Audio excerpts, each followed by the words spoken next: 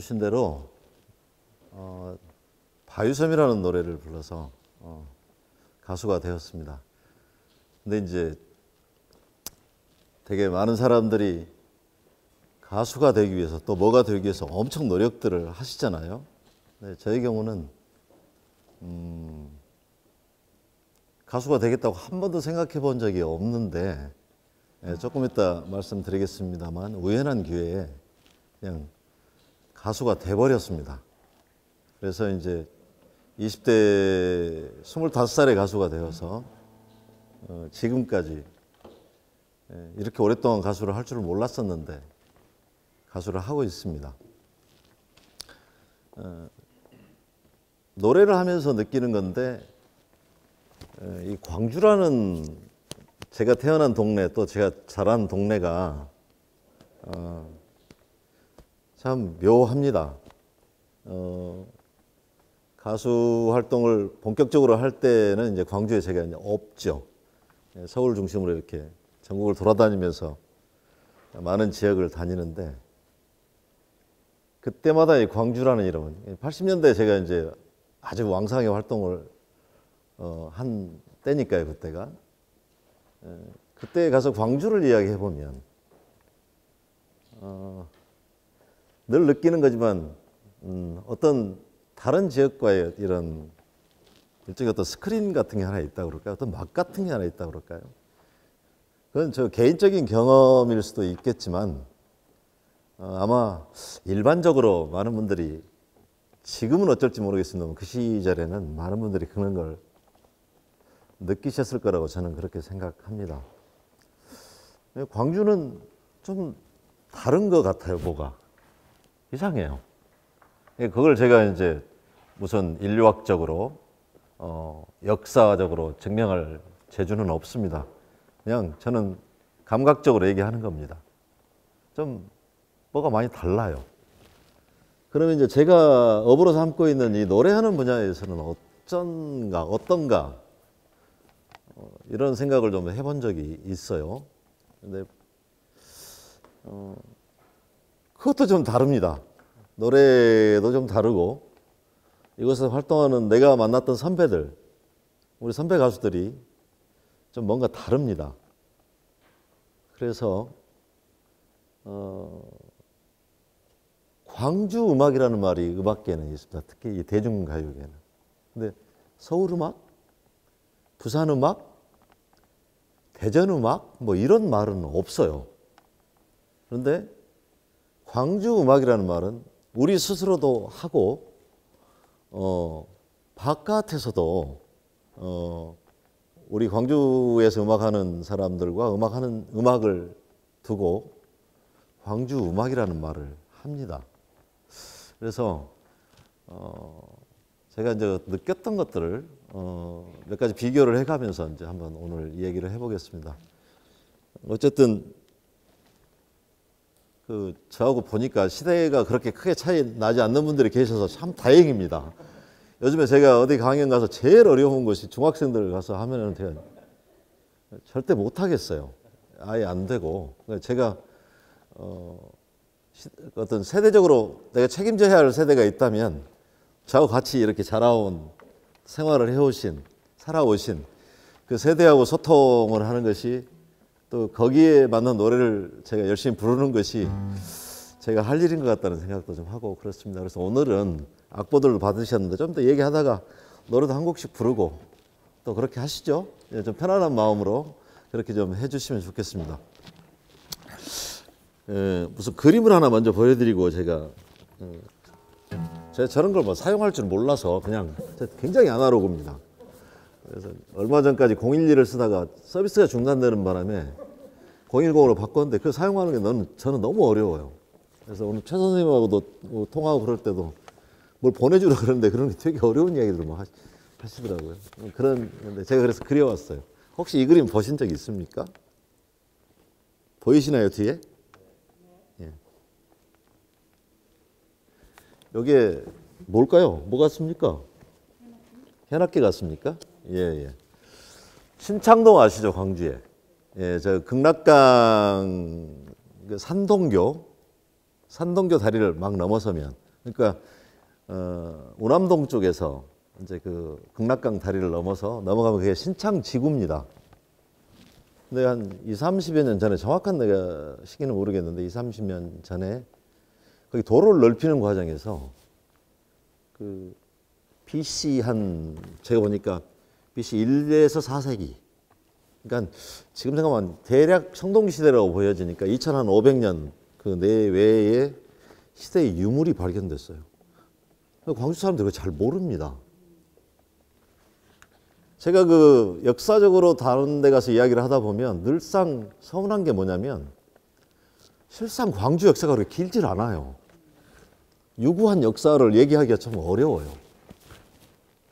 그러니까 보면은 뭐 일제시대 때 원래 나주가 훨씬 더 컸었는데 여기를 이제 일본 사람들이 광주를 더 개발해서 키웠다면서요, 이렇게.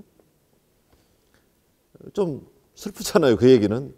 근데 늘 그런 부분에서 좀 배가 고팠던 저한테는 이 유적은 정말 황금 같은 것이었어요. 2500년 전에 유적이 발견된 거예요. 근데 어떤 것들이 발견됐냐면 첫째, 쌀이 탄 창고. 그게 이제 여러 그 지층 속에 이제 퇴적돼서 쌓여있는 그 파다 보니까 한 2500여 년 전 연대가 나오는 그 지층에서 불에 탄 쌀들이 나오는 거예요. 쌀 창고가 거기가 있었다고 합니다. 규모가 상당히 크고 그 두께도 되게 두껍고 그랬던 모양이에요. 그러니까 쌀이 나오고요. 그 다음에 비단이 나왔습니다. 비단이. 그리고 그 당시 발견된 유골들보다 키가 좀 큰 것으로 추정되는 여인의 유골이 발견됐습니다. 여인의 유골이. 그리고 그 고조선의 그 왕족들, 귀족들이 타고 다녔던 그 우산이 달린 마차 그 그림 같은 거 보신 적이 있으십니까, 혹시? 저는 어렸을 때 봤던 것 같아요. 고조선에 그 적어도 국가로서의 모양이 만들어지면서 이제 그런 귀족들이 생기고 그러면서 요즘 같으면 벤츠 같은 걸 타고 다니는 그런 층인들이 있었다는 거죠. 그 이야기는 무슨 얘기냐면 국가 같은 것, 국가에 준하는 또는 국가가 만들어진다는 것은 그만큼 넓은 세력이 있었다라는 얘기잖아요. 그 마차, 양산이 꽂힌 마차의 바퀴가 발견됐습니다. 신창동 유적지에서. 그 다음에 이게 발견된 겁니다. 그럼 이 유적들을 가지고 몇 가지를 유추를 한번 해보죠. 쌀이 있었어요. 그것도 꽤 큰. 그러니까 먹고 사는 게 꽤 넉넉했다 이렇게 추론해도 되지 않겠습니까? 먹고 살만했다. 비단이 있었어요. 그럼 국제교역이 됐던 것이라고 추론해도 될 것 같습니다. 그러니까 영산강을 거슬러서 이 담양까지도 배가 왔다 그러니까요. 이 극락강 쪽으로 해서 이제 이렇게. 그래서 지금 그 가보시면 압니다. 그게 꽤 폭이 넓고, 물론 그 물길이 그대로 2500년 전의 물길은 아닐 겁니다. 그러나 뭐 그게 크게 얼마나 왔다 갔다 했겠어요. 그 동네였겠죠. 그리고 보시면 알지만 거기가 굉장히 평평한 지대입니다. 약간의 구릉. 그 전문학교 있죠. 뭐 그 동네가 약간 구릉이 있고 나머지는 굉장히 평평한 동네고요. 그 다음에 이건 제 추론인데요. 키가 좀 큰 여인. 그러니까 아마 어디 그 허황우가 일본에서 왔다는데 혹시 그런 사람 외국에서 이렇게 교류가 있어서 사람도 어떤 그런 것들이 있지 않았을까. 근데 거기는 좀 이야기가 있더라고요. 뒤로 손이 묶인 채 수장이 되었다.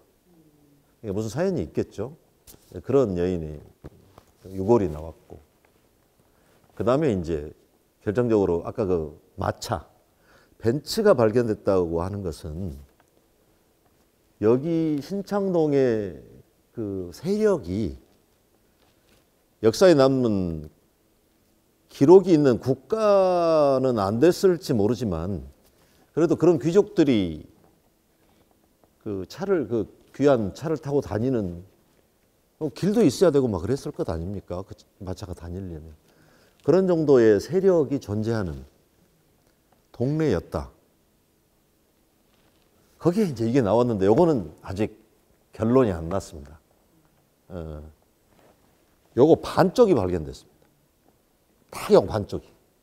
그리고 줄을 꽂는 구멍이 있고 이렇게 양머리라고 하는데 이런 그 악기에는 있는 그 줄 같은 걸 여기다 묶어내는 그런 부분이 있는 거예요. 이렇게. 이거 절반이 발견됐습니다. 그래서 발견된 그 조현종 선생은 이걸 악기라고 이야기를 하셨고 학교에서는 이 울림통이 없는데 어떻게 소리가 났을까? 이 울림통이 없더라고요. 이 울림통 기능이 없어서 소리가 났을까? 그런 이제 찬반의 의견이 있는데 저는 악기라고 그냥 생각합니다. 이게 줄을 꽂는 거 외에는 이 구멍이 뭐 다르게 해석이 안 되거든요. 그러면 이렇게 울림통이 있는 기타 소리처럼 큰 소리는 아닐지 모르나 그러나 자기 감정을 멜로디로 만들 정도의 뭐 그런 것은 악기를 다루는 사람들은 가능한 이야기입니다. 우리 어렸을 때 집에서 그냥 막대에다가 이렇게 줄 같은 거 달아서 소리를 내보면 소리 나면 그걸 가지고 놀았던 기억도 있거든요.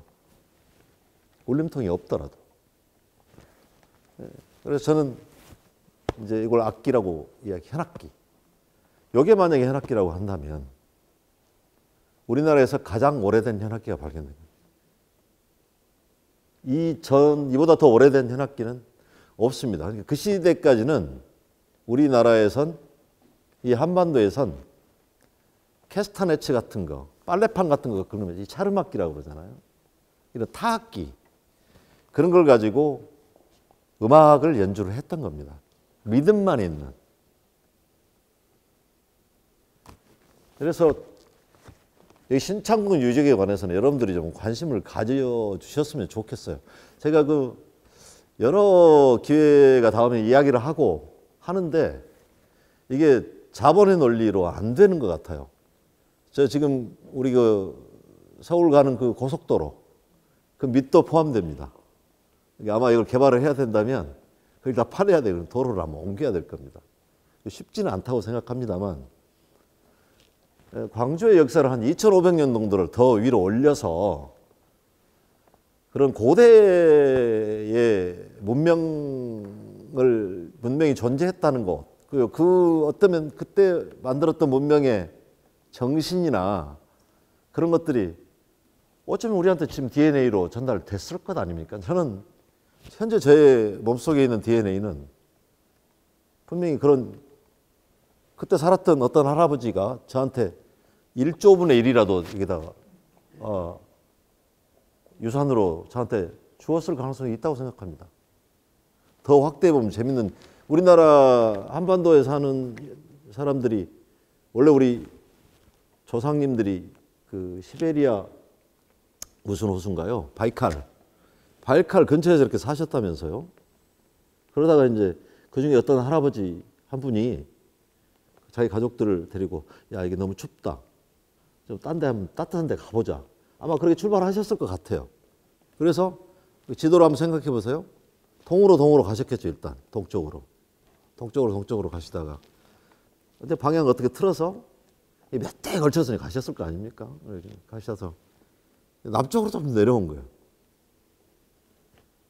뭐 이제 어떤 분들은 해상 뭐 문명이 이제 이렇게 한반도에 도래 해가지고 뭐 이렇게 했다는 분들 남방 문화는 또 있다고 그렇게 말씀도 하시던데 뭐 저는 그냥 어쨌든 그 시베리아에서 오신 할아버지들이 이렇게 여기까지 좀 오셨을 것 같아요. 그러니까 제가 그 비슷한 노래도 한번 만든 적이 있는데 저는 그 길을 역으로 한번 가보고 싶어요. 역으로 이렇게 가다 보면 수많은 데자뷰를 만나지 않을까 싶습니다. 왜 그러냐면 우리 할아버지 할머니의 경험들이 저한테 어디 유전자에 전달이 되어 있다면 어디선가 봤던 같은 사람들, 어디선가 본 것 같은 그런 환경들을 내가 만날 수도 있고 그래서 바이칼까지 갈 때는 엄청난 데자뷰를 볼 텐데요. 바이칼을 넘어서 서쪽으로 가게 되면 데자뷰를 절대 만나지 않을 거라고 생각합니다. 왜 그러냐면 서쪽으로 가신 우리 할아버지 친구들은 저한테 유전자를 물려준 적이 없잖아요. 실제로 오토바이를 타고 여행을 하는 김영국이라는 저희 후배가 그런 얘기를 하더라고요. 형님 제가 바이칼까지 갈 때는 혼자 밤에 길을 달려도 무섭지 않았었는데 서쪽으로 로키 그 뭡니까 무슨 산맥이죠? 그 러시아 예? 네, 우랄산맥. 우랄산맥을 넘어서 그 스칸디나비아 반도 쪽으로 이렇게 나가는데 저녁에 길을 가는데 계속 몸이 움츠러들고 무섭더라는 거예요. 저는 그렇게 해석을 했습니다. 그래서 그쪽에 가는 경험의 유전자가 우리한테 전혀 전달되고 이거는 그냥 쥐뿔도 모르는 가수가 그냥 감으로 얘기하는 겁니다. 이건 뭐 학문적으로 말도 안 되는 얘기일 수도 있고 그렇습니다. 그러나 개연성은 있지 않습니까? 그런 거죠. 그래서 그 당시에 신창동에서 그 정도의 세력을 가지고 문화를 가지고 비단 옷도 입고 먹고 마시고 악기를 연주하고 놀았던 한 번에서 가장 선진적인 유흥 문화를 가졌을 수도 있는 그 DNA가 저한테 지금 와 있을 수도 있다는 겁니다. 그런 차원에서 이제 이렇게 쭉 보면 역사적으로 어땠는데 근데 그 뒤로 되게 단절이 됐어요. 뭐 이 동네에서 뭐 음악을 많이 했다 어쨌다 이런 이야기는 별로 없는 것 같은데요. 근데 세월이 지나서 지금 생각해 보면 요즘에 어디 뭐 글로벌한 시대 세상에다가 한국이다 이게 한국이다라고 뭘 내놓는 거 보면 이 국악을 넣어놓지 않고는 얘기가 잘 안 되잖아요. 뭐 요즘은 이제 BTS도 나오고 이제 그럽니다만은 제가 BTS는 잘 모르겠어요. 그 뭐가 뭔지. 근데 그 현상이나 그런 것에 대해서 되게 저도 박수를 치고 반갑고 그렇습니다만은 이제 그 내용 면에서는 잘 모르겠고요. 이제 그 전 단계 보면 한국을 얘기하면 무슨 뭐 우리 국악 특히 남도의 국악이라고 할 수 있는 판소리 같은 경우는 인류 무형문화유산으로 지정이 되고 한국에 그런 무형문화유산이 뭐 얼마나 많이 있겠어요. 그 중에서 이 적어도 남도의 그런 것을 빼고 나면 문화적으로 특히 예술 방면에서의 대한민국의 정체성을 얘기하기가 쉽지 않지 않겠느냐 그렇게 생각을 합니다. 근데 그런 동네에 여러분하고 제가 살고 있는 거죠. 그런 동네에서 나고 자라서 노래를 하고 있는 사람이라는 거예요. 그러면 여기 출신들 가수들이 만들고 부르는 노래들이 뭔가 좀 다르지 않겠습니까? 이제 그런 비교를 한번 해볼까 합니다. 제가 이제 아까 가수가 된 이야기를 조금 하고 넘어가겠습니다. 제가 1983년도에 군대를 제대하고 휴화 이제 복학하기 전에 저는 고시 공부를 시작했어요. 열심히 했습니다. 네, 우리 아버지가 야, 너 공부 좀 하면 안 되겠니? 그렇게 말씀하셔서 예, 그러고 이제 군대를 갔다 와서 정신 좀 차리고 예, 고시 공부를 열심히 중도에서 잘 열심히 공부했어요. 근데 저는 이제 월요일 아침부터 토요일 12시까지 엉덩이를 잘 떼지 않고 공부를 열심히 하고 그 당시에 이제 전남대학교 상황은요. 그래서 공부하고 있으면 진짜 나쁜 놈들이에요. 네, 날마다 5.18 진상규명과 책임자 처벌을 외치는 우리 학우들이 중도 앞이 참 또 시위하기 좋은 곳이었잖아요. 아마 그 세월 학교 다니실 분 잘 알 겁니다. 지금은 좀 많이 변했습니다. 근데 저는 그때 80년 5월 당시에 전남대학교 학생이었지만 되게 잊고 싶은 기억이었던 것 같아요. 그래서 그냥 지방의 촌놈이 중앙 귀족으로 편입할 수 있는 방법은 고시밖에 없다고 생각해서 열심히 들어박혀서 공부하고 어쩔 때는 이 나쁜 놈들 비겁한 놈들 그러고 최루탄을 던져버릴 때도 있었어요. 학생들이 시위하는 학생들이. 저는 다 나가는데 저 혼자 수건을 코로 둘러맞고 공부는 안 됐지만 저의 결연한 의지를 저 스스로에게 확인시켜주기 위해서 앉아 있었어요. 그래서 이제 그렇게 태어나서 그렇게 공부를 열심히 오랫동안 했으면 공부로도 뭔가 할 수 있었지 않을까. 이거는 뭐 정답은 없습니다만 어쨌든 그러고 12시 지나면 저는 뭘 했냐면 사직공원에 가서 그 당시에 그 크라운 광장이라고 하는 생맥주집이 하나 있었는데요. 이 기억을 공유하시는 분이 계실지 모르겠습니다. 이 안에 없으신 것 같아요.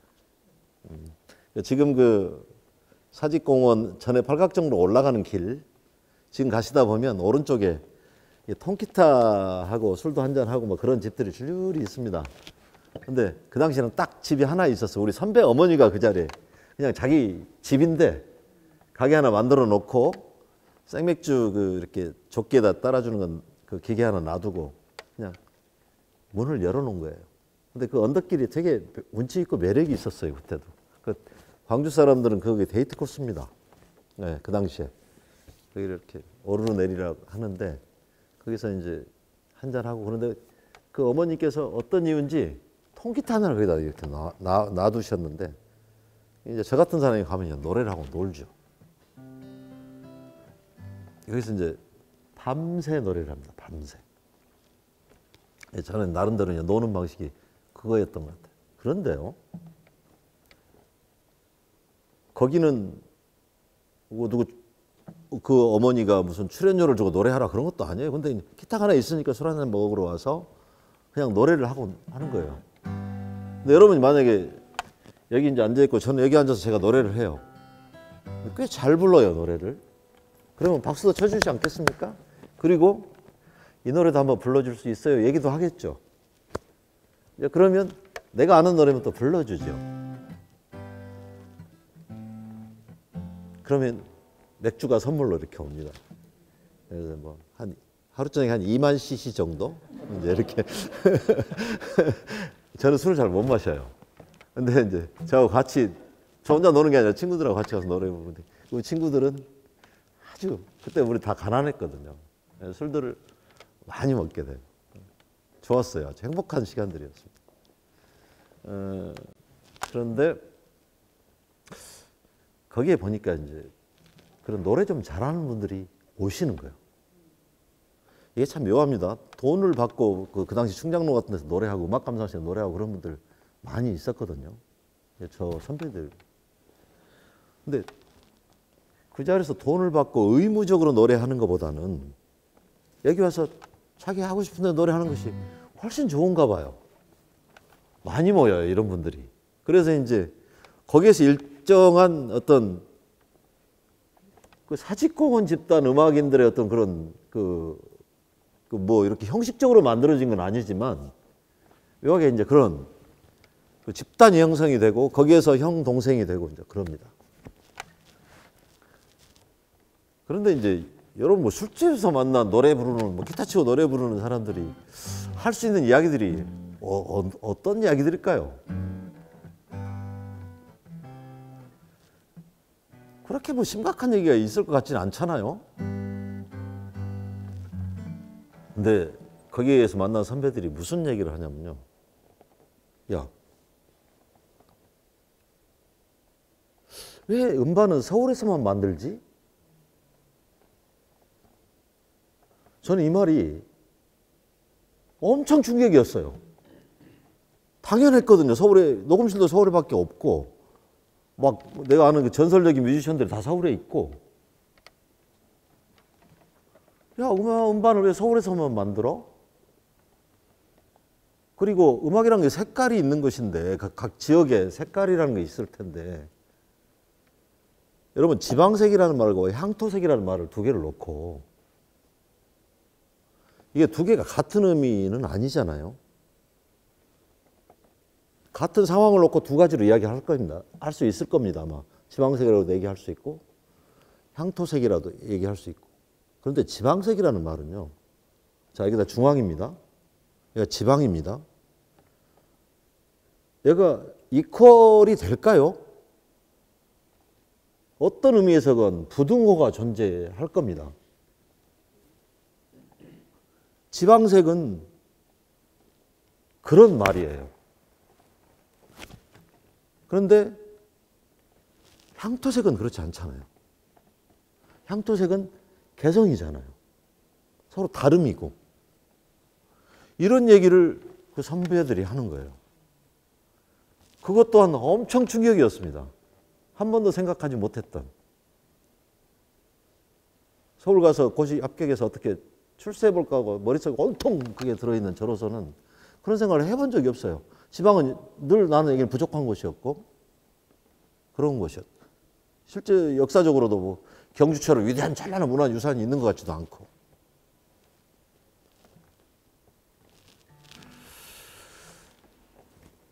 그러면서 그 선배들이 우리가 음반을 한번 만들어보자라고 하는 무시한 이야기를 합니다. 여러분 지금은 집에서 이 하우스 뮤직이라 그래요. 집에서 저희들도 녹음합니다. 그냥 기계 사다 놓고. 네. 그 당시 LP판이 나오던 시절에 꿈도 꿔보지 못한 이야기들인 겁니다. 거기에 이제 모인 선배, 방금 내가 선배라고 했던 사람들이 어떤 사람들이냐면 소리모아의 박문옥, 박태홍, 최준호, 전남대 공대를 나온 김정식, 그 다음에 니무련 행진곡을 작곡한 김종률, 그 다음에 이제 그 외 바위섬이라는 노래를 작곡한 배창희, 이런 사람들이 그 자리에 다 모여 있었던 거예요. 여기는 그 이름들의 무게를 지금 잘 모르시는 것 같아요. 예, 이제 좀 더 설명하겠습니다. 그 사람들, 그 선배들이 주축이 되고 꽤나 노래 좀 만드는 후배를 끼워 넣어서 배창이라고 하는 조선대학교 학생이 만들어낸 바위섬이라는 노래를 음반을 만드는데 너 이 노래 좀 불러가지고 같이 우리하고 음반을 만들어봐. 그게 옴니버스 음반이라고 합니다. 독집 음반이 아니고 여러 사람이 모여서 어떤 주제를 하나 만들어서 그 성격으로 음반을 만드는 걸 옴니버스라고 합니다. 그 음반을 만듭니다. 한국 가요 110년사에서 최초로 지역에서 만든 음반입니다.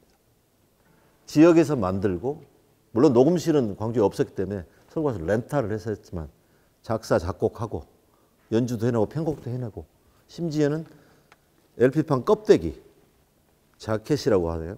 자켓의 그림까지도 이 지역의 화가가 그림을 그려서, 디자이너가 그려서 순도 거의 99% 정도의 지역에서 만든 향토색 짙은 음반이 만들어지고 그 안에 바위섬이 있었고, 배창이가 저한테 이렇게 얘기했습니다. 형, 내가 이 노래 소록도에서 만들었는데 80년 5월 당시 광주의 외로움, 섬, 그런 느낌을 넣어서 만든 노래야.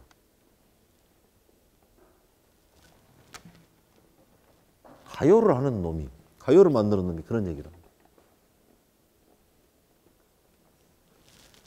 그렇게 해서 음반이, 여러분 이건 메모하셔야 됩니다. 예향의 젊은 선율, 이 음반 제목입니다. 예향의 젊은 선율. 거기에 보면 제가 25살 때 빛나는 기름진 목소리가 들어있습니다.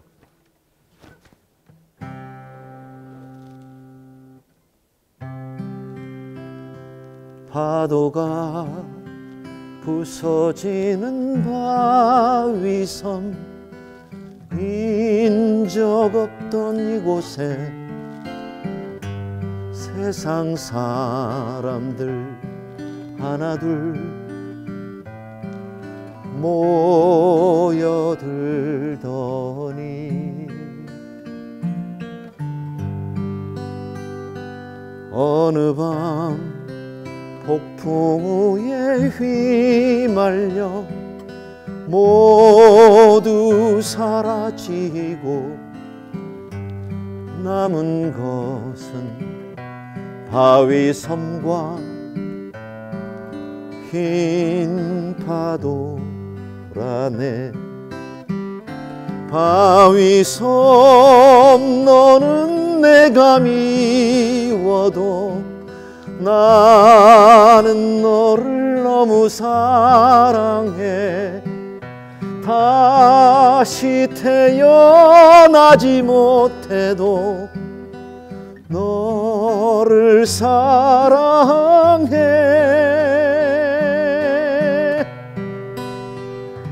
이제 이제는 갈매기도 떠나고 아무도 없지만 나는 이곳 바위섬에 살고 싶어라. 나는 이곳 바위섬에 살고 싶어라.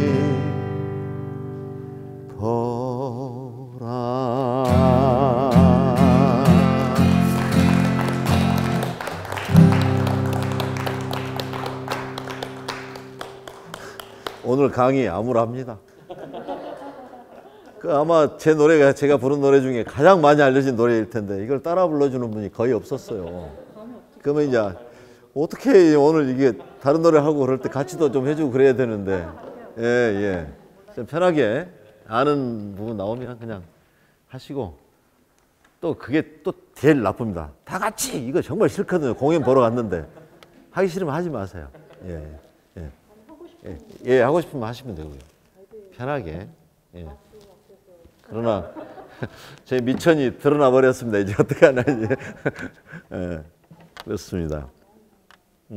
그렇게 해서 예향의 젊은 선율이라는 음반이 만들어졌고, 대한민국 최초로 지역에서 향토색을 가진, 바위섬도 적어도 현대사의 한 부분, 5월의 감성을 가지고 광주가 아니면 만들 수 없는 그런 감성들이 들어간 음반들이 만들어집니다.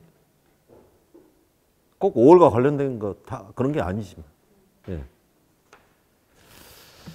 자, 일단 광주 사람들이 그렇습니다.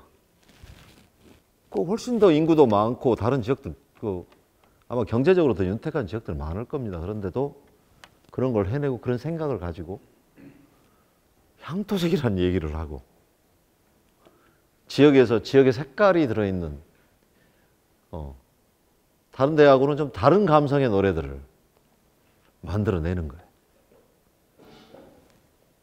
그게 광주고 광주 음악의 시초입니다. 저는 그렇게 생각합니다. 사직공원 거기 그렇게 막 무분별하게 개발하면 안 돼요. 제 입장, 가수 입장에서는 거기 보존해야 됩니다. 거기 그 광주 음악의 태동지, 예, 뭐 이렇게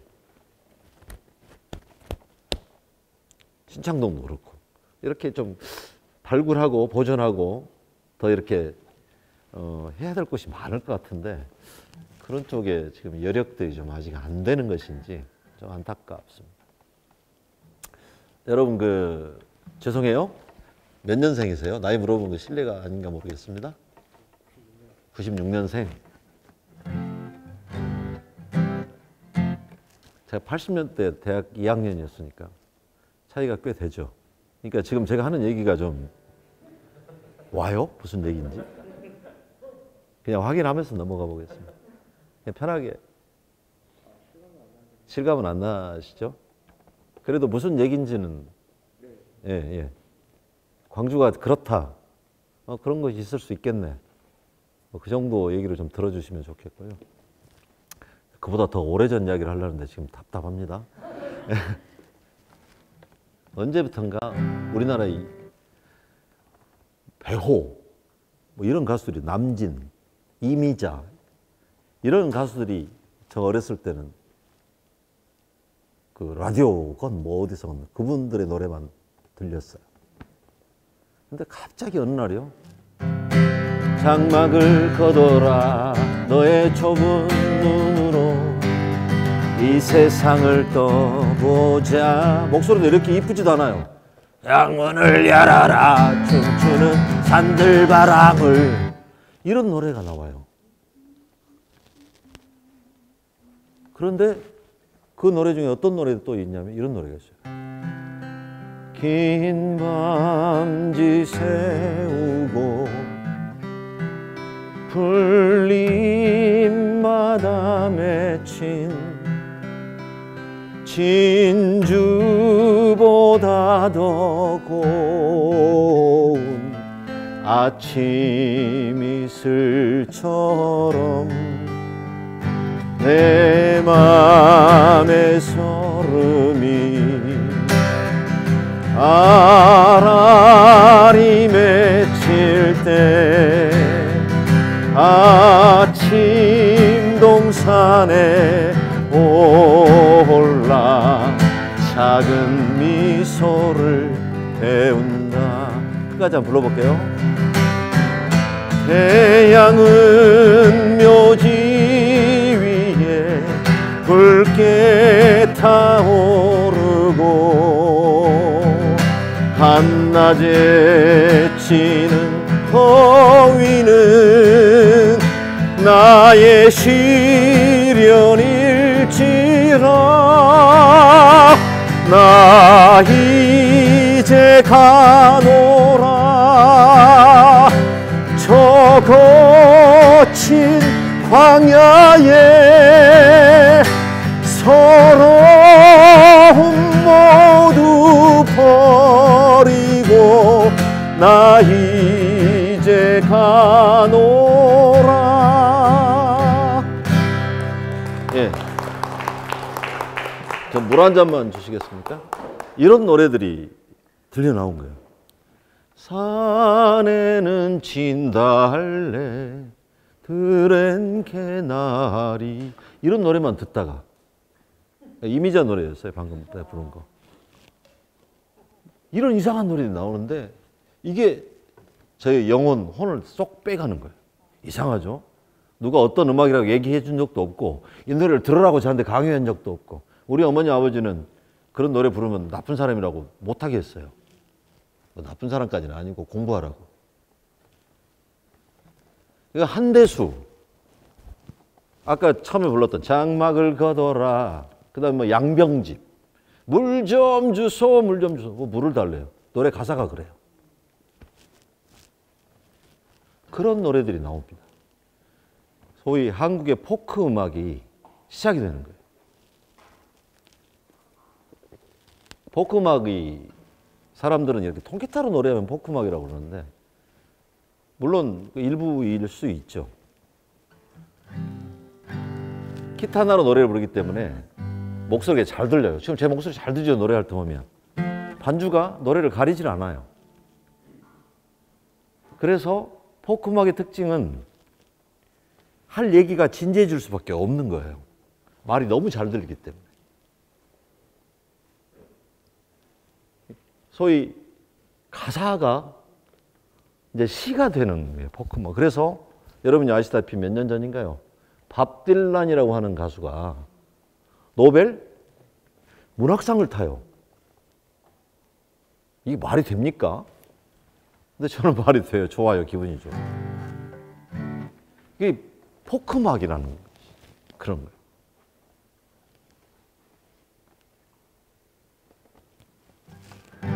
Mama, take this veggie off of me.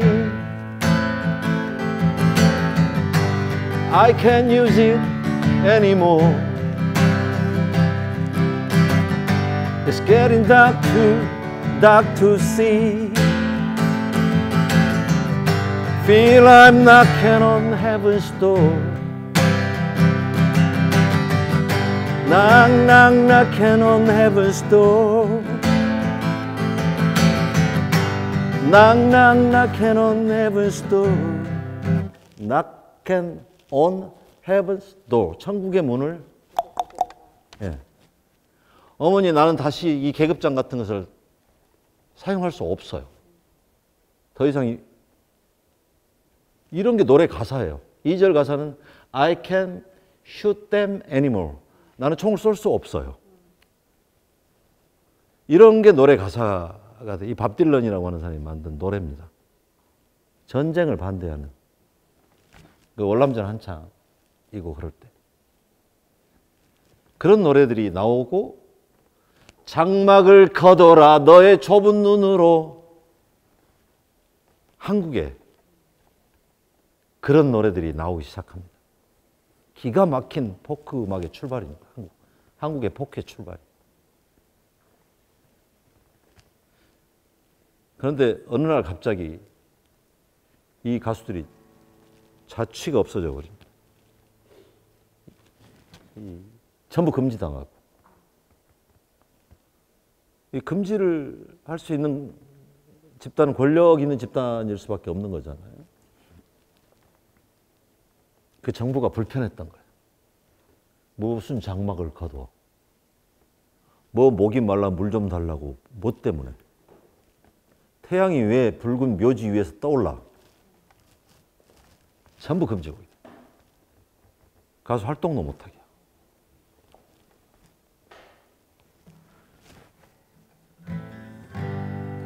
그러고 나서 한국의 청바지와 통기타로 대변되는 한국의 포크 문화가 이상하게 변합니다.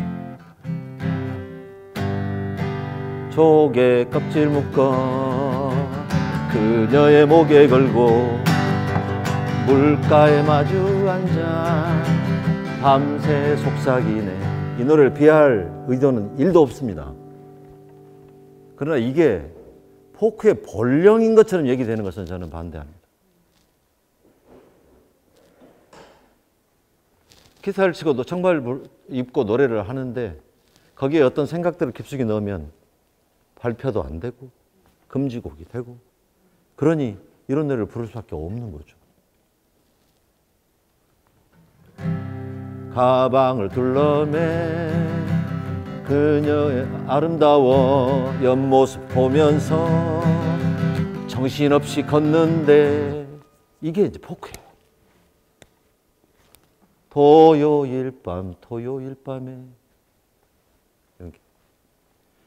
물론 그 중에서도 젊은 날의 고통들을 노래한 노래들도 있습니다. 보면 술 마시고 노래하고 춤을 춰봐도 가슴에는 하나 가득 슬픔뿐이네. 자 떠나자 동해 바다로 이런 노래들 있어요. 그 답답한 마음들이 노래로 나오는 거죠. 그러나 그런 노래를 그냥 본령으로 그렇게 포크의 주류처럼 그 외의 노래들이 인정되는 것이 저는 못내 아쉽습니다. 정말 출발이 끝내줬거든요. 그러고 나니까 이제 가요계가 저 1시간 지나면 저한테 사인 한번 주십시오. 제가 뭐 시계가 없어서 지금 한없이 이야기해야 될 것 같아요. 그러면서 이제 사실 트롯과 청바지 통기타 이렇게 절반 반반이었던 그런 시대가 한쪽이 완전히 이제 소멸하면서 한쪽이 너무 비니까 상업적인 가요계 종사자들은 대안을 찾습니다. 근데 그때는 이제 그 포크가 이제 그러니까 락 밴드라고 그래가지고 여러분 그런 그룹 사운드 노래들이 좀 많이 나와요. 근데 그룹 사운드 그때 불렀던 노래들이 기억하기에 오동잎 한잎 두잎 떨어지는 가을밤에 이걸 락이라고 얘기를 해요. 밴드가 음악을 하는 락이다. 밴드가 연주를 하면 그러면 락인가? 그 노래 나쁘다는 얘기는 아닙니다. 저 그 노래 기타 치고 노래 부르고 학교 재밌게 다녔던 시절이에요. 근데 그것을 락이라고 하기에는 좀 민망하고 밴드 음악이라고 하기에도 좀 민망하고 가요계 종사자들은 아는 거죠. 노래는 좋고 대중적인 역할을 정말 훌륭하게 하는 노래지만 그걸 굳이 장르적으로 배고픈 것을 그렇게 포장을 해서 우리나라에도 이런 락이 있어라고 얘기하기에는 그렇죠. 어쨌든 가요계 한쪽이 비는 거예요. 특히 젊은이들을 상대로 한 음악이. 그렇게 해서 뭐가 나오냐면요. 대학가요제가 나옵니다. 여러분 아실지 모르겠는데 그 당시 이게 대학가요제가 인기가 얼마나 좋았냐면 MBC 대학가요제인데요. 대학가요제 나가려고 대학 가는 애들이 많았어요. 정말이에요. 음악 좀 한다는 사람들이 대학가요제 나가려고 나와요. 그래서 제가 기억하기에 1977년에 제1회 MBC 대학가요제가 열립니다. 그 당시에는 광주가 광역시가 아니에요. 광주 전남입니다. 그래서 각 지역별로 예선을 거쳐서 대표들을 뽑아가지고 서울에 전부 모아놓고 경연을 합니다. 그때 이제 우리 전남 광주 전남 대표로 아까 말씀드렸던 소리모아의 박문옥, 최준호, 박태홍 이 선배들이 나가고요. 나가서 동상을 탑니다. 동상을 타고 대상은 어디서 탄지 아세요 혹시? 교수님 모르십니까? 모르시겠어요? 샌드페어블스.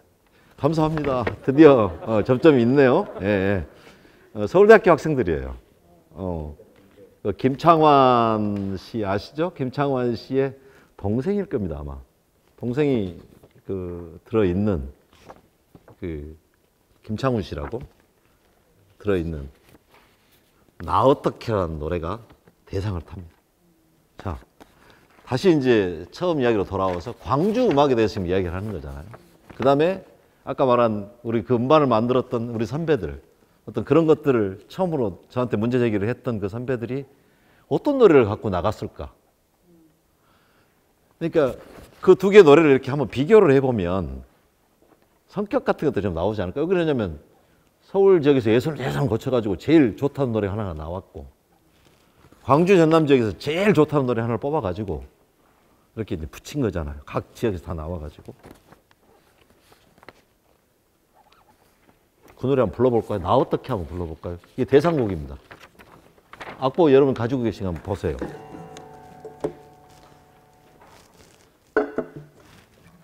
제가 이게 오래돼가지고 오래 잘 모르겠네.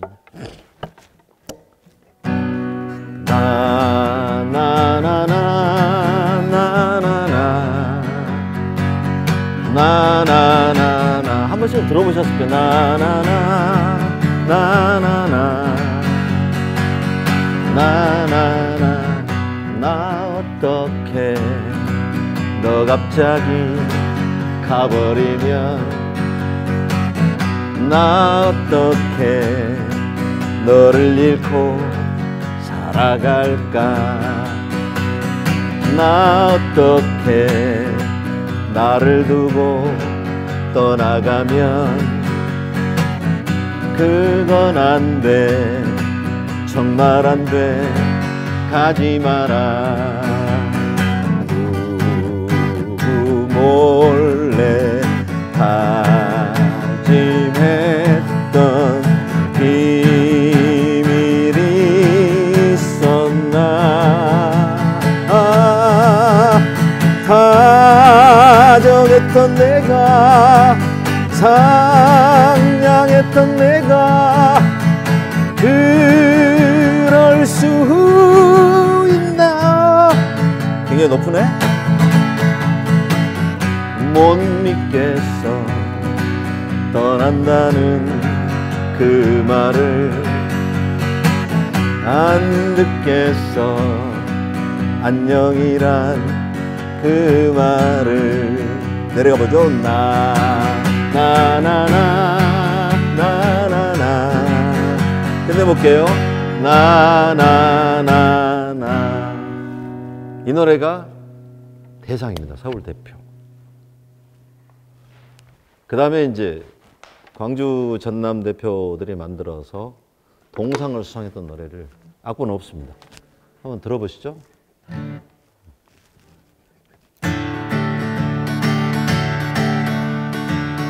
빰빰빰 빰빠밤빰 빰빰빠밤 뚜뚜뚜 뚜뚜뚜뚜 뚜뚜뚜뚜 노을이 쓰러지는 저녁 무렵은 먼 산도 이만큼씩 다가와 안고 새들이 어린 것을 거느리고서 둥지로 깃들듯이 한낮에 떠나 우리의 마음도 돌아와 앉는다. 장난감 가게 앞에 호주머니를 뒤척이는 아빠의 마음. 아, 조용히 머무는 시간이여라. 빰빰빰 빰빠밤빰 빰빰빠밤 이런 노래입니다. 똑같이 한 절씩만 불렀습니다. 자, 여기서 냉정한 여러분의 판단을 한번 받아보겠습니다. 그냥 편하게 한번 얘기해 주십시오. 대상 잘 받았네, 나 어떡해? 예, 솔직히 이야기해 주십시오. 예. 이 노래가 대상이었어도 괜찮겠는데?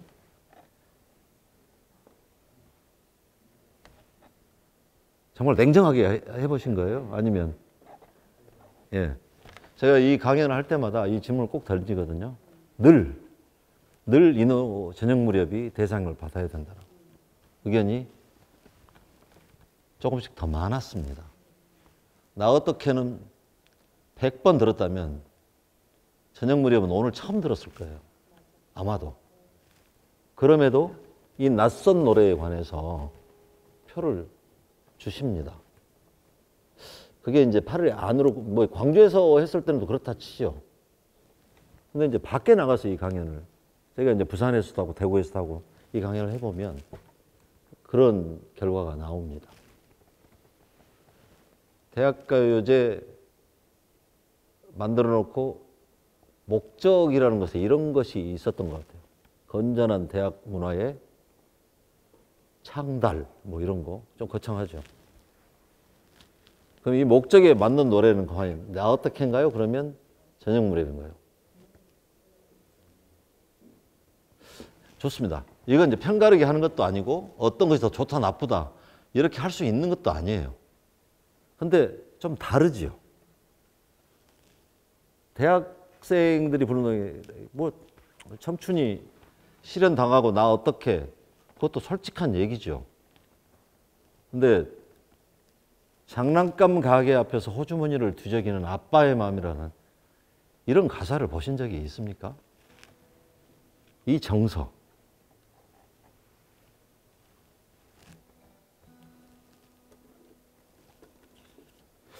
이게 좀 다릅니다, 이렇게.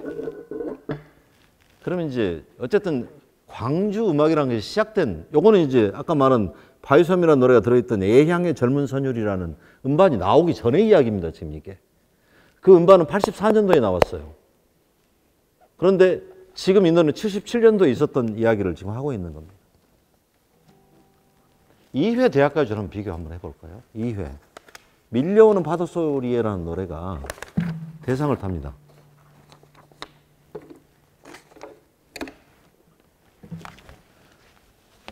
이거 음들이 너무 높아가지고 노래가 되려나 모르겠네.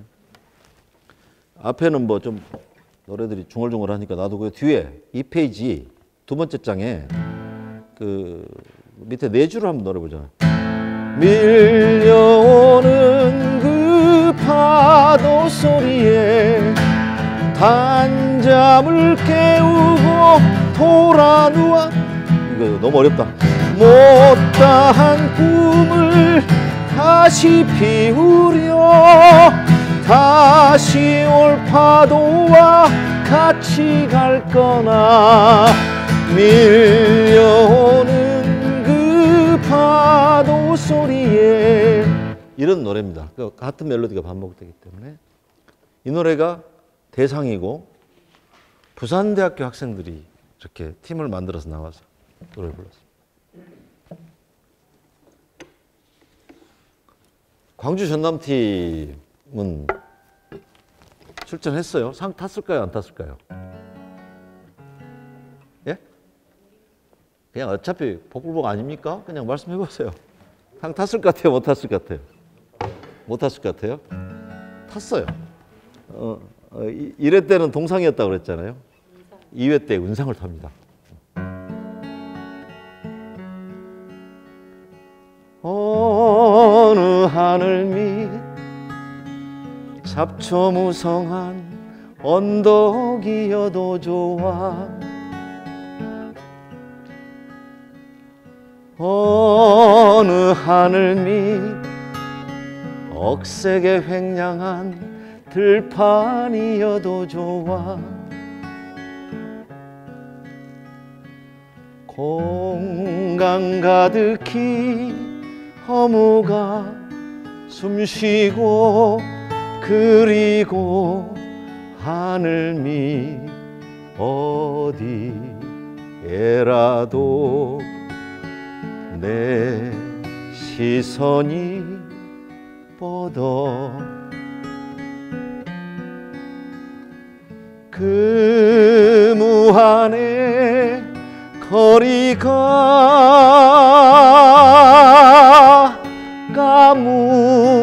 까무러치도록 멀어서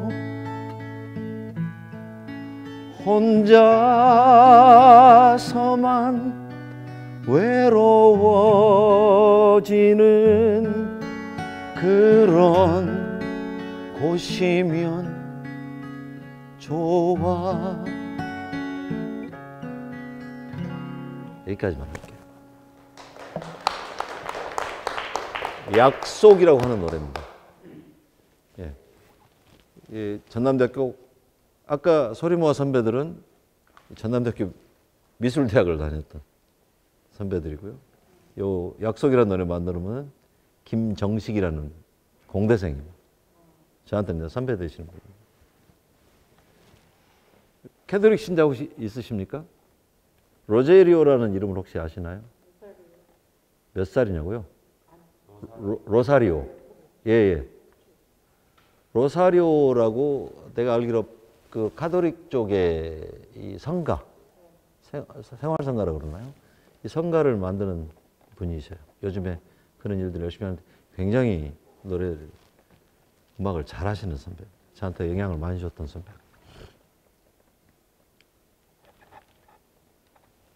저는 이 부산대학교 노래 굉장히 좋다고 생각합니다. 대상 타도 별로 이의 없습니다. 왜 그러냐면 부산에 사는 학생들이 맨날 바다를 보고 자라면서 밀려오는 파도 소리라는 노래를 만들고 이건 참 대학생스럽지 않아요? 그렇다고 해서 약속이라는 노래가 그러면 정말 그만 못해서 은상을 탔냐? 저는 또 그것도 아니라고 봅니다.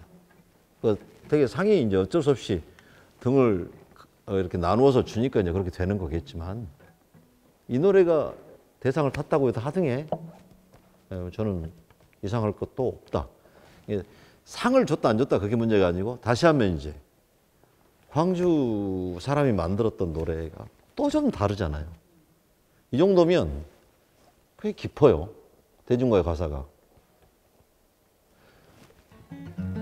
어느 하늘 밑 잡초무성한 언덕이어도 좋아 그 무한의 거리가 까무러치도록 멀어서 혼자서만 외로워지는 그런 곳이면 좋아. 이 노래의 보컬은 여성분이 했어요.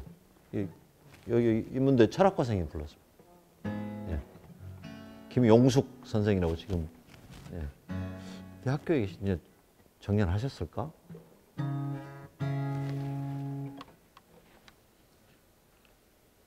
좀 또 달라요.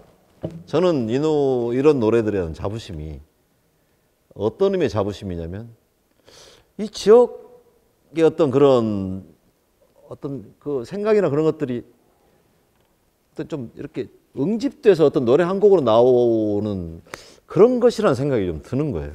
어떤 그런 여기 역사나 생각들 뭐 이런 것들이 모여져서 어떤 한 창작자의 뭐 입을 통해서 이렇게 노래가 나오고 이런 것들이 지극히 자연스러운 거고 이런 것들이 만들어져서 전국에 나와서 경쟁도 하고 이런 음악이 되게 좋아요.